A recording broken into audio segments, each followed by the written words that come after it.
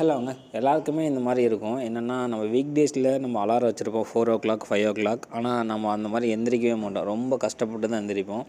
ஆனால் அந்த சண்டே மட்டும் பார்த்திங்கன்னு வச்சுக்கோங்களேன், நம்ம அலாரமே வச்சுருக்க மாட்டோம். ஆஃப் பண்ணிவிட்டு நல்லா தூங்கணும்னு நினைப்போம். ஆனால் அந்த டைம் வந்து பார்த்திங்கன்னா நம்மளே நேரமாக எழுந்துருவோம். 4:00 5:00 அந்த மாதிரி என்ன பண்ணுறதுன்னு தெரியாமல் முழிச்சிட்டே இருப்போம். ஸோ நான் அது மாதிரி தான் இன்றைக்கி பண்ணேன். எழுந்து மொபைல் யூஸ் பண்ணிட்டு இருந்தேன். அதுக்கப்புறம் சரி எஸ்டர்டே வாங்கின கேன் ரிட்டர்ன் பண்ணாமல் இருந்தது. அதுக்கப்புறம் காஃபி போடுறதுக்கு மில்க் இல்லாமல் இருந்தது.